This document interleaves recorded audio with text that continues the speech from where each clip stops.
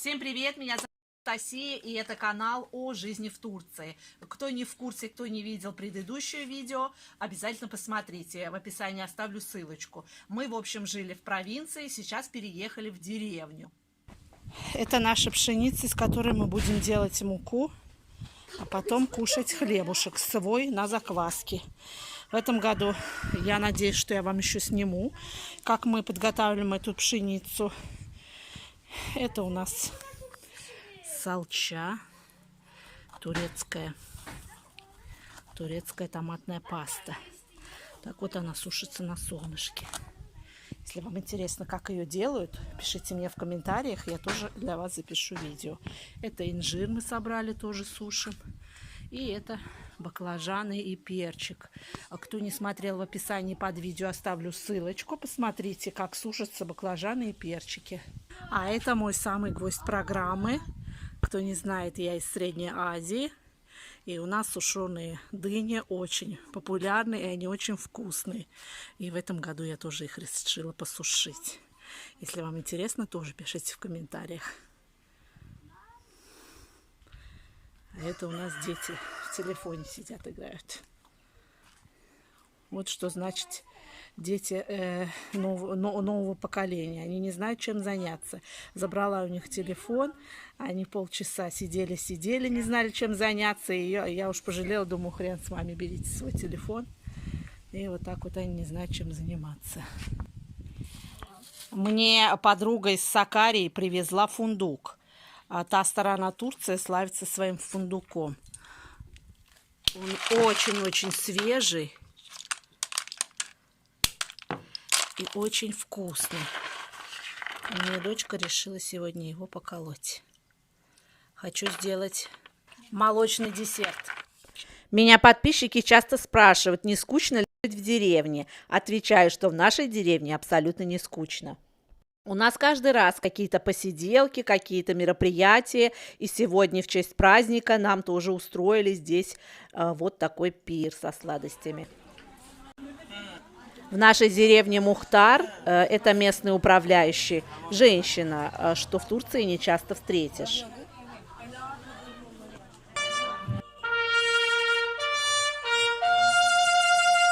В Турции детей с самого раннего детства учат большому уважению и чести, это флагу и государственному гимну.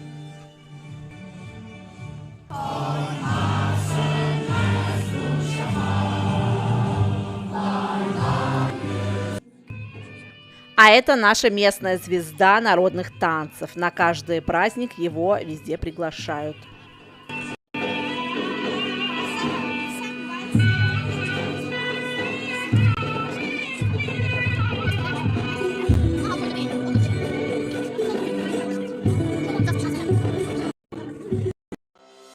Наша деревня находится в горах, а если 5 минут на машине спуститься вниз, то мы попадем сразу к морю, что мы и делаем каждый практически день после 4 дня. Турецкие врачи все рекомендуют после моря сразу не купаться, то есть не смывать с себя эту соль, потому что это как бы полезно для здоровья. У нас уже сезон практически заканчивается. Остался, наверное, полмесяца. Может быть, еще в сентябре покупаемся. Море у нас теплое-теплое. В этом году особенно. Обычно оно у нас не такое теплое не бывает. Каждый год. Здесь у нас дома в первых рядах. Они у нас вне сезона абсолютно пустые и закрытые. Здесь приезжают в основном иностранцы. Здесь услышать немецкую речь, английскую, португальскую, немецкую. Боже, каких языков я здесь только не слышала. А в сезон вот они все приезжают на лето с разных стран. Кто снимает здесь, у кого свое жилье, в общем. Кстати, вот такие нарукавники для ребенка самые безопасные и очень удобные и прочные. Вот эти круглые бирюзовые нарукавники, как у девочки, они очень хорошие. Руки прям слетают с них. Даже есть где-то в интернете ролик, где папа бросает ребенка в море, и нарукавники просто слетают с нее. А уже на следующий день с утра папа нас решил свозить в Джунда. Это остров находится в городе Айвалык. Этот остров в последнее время становится очень популярным среди туристов своими историческими постройками.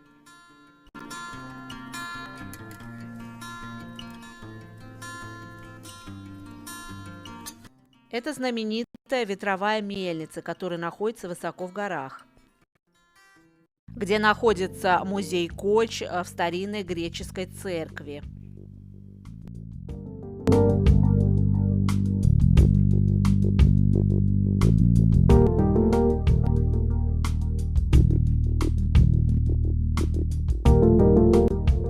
На острове Джунда мы уже побывали второй раз. Первый раз мы приехали сюда на пароме, приплыли точнее.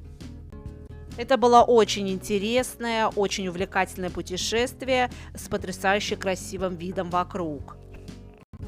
А второй раз мы уже приехали своим ходом на своей машине. У нас от Айвалык заняло где-то 30 минут. Место здесь очень маленькое, крохотное, ряды, несколько рядов в 3 ряда, и цены были завышенные. В Измире, там, где мы путешествовали, есть города и острова намного красивее и намного интереснее, чем Джунда. В описании под этим видео я оставлю ссылочки, можете зайти и посмотреть. Если вы по каким-то причинам попадете в Измир, то тогда можете сюда доехать, и то желательно на пароме, в этот остров Джунда. Но ехать специально на остров Джунда издалека я, конечно, не советую. А если вы хотите сюда доехать на пароме, то в городе Айвалык есть морской порт.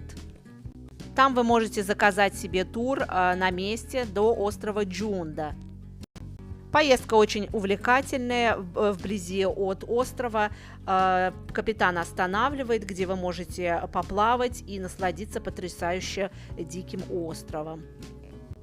А здесь находится тот самый порт в Джунда, куда вас привезут, дадут вам несколько минут, чтобы прогуляться по этим 3 рядам, где вы должны будете возвратиться обратно. Советую вам не опаздывать, иначе есть вероятность вас там забыть.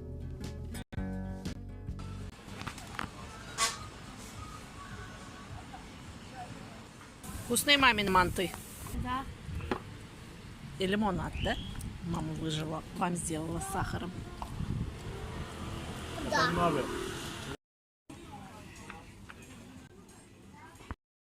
А здесь находится интересная ферма по изготовлению пищевой соли. Необычный метод, который я вижу первый раз. Если вы знаете о нем, напишите мне поподробнее в комментариях. По всей этой площади очень много собралось фламинги. А куда я вам на самом деле советую заехать, так это по соседству с Айвалык находится городок Сармысак. Так он так и называется. Это море с голубым флагом на пляже, что означает, что оно кристально чистое и безопасное для купания, с мелким белым песком. Это, конечно же, зажравшиеся и наглые турецкие коты. Мы придерживаемся органическому питанию, и поэтому, чтобы не кушать где-то, я всегда собираю всю еду из дома с собой. Это мой счастливый сын сейчас пойдет поливать папу, который спит. Он уже подзагорел там, поджарился, и сейчас будет холодненький душ сверху.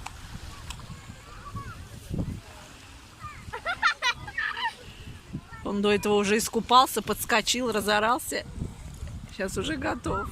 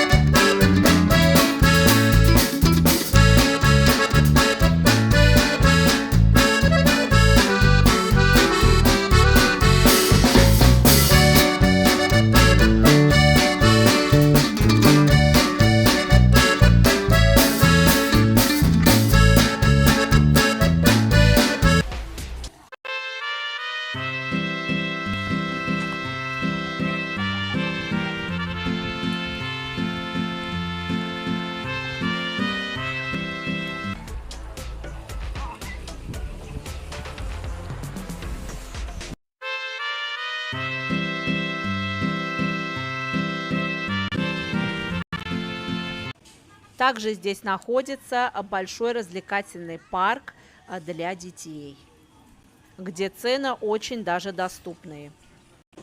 Открывается и работает он с 8 вечера до 11. Работает он только в летний сезон. Если вам было полезно это видео, обязательно поставьте лайк. И для поддержки канала и автора обязательно оставьте свой комментарий.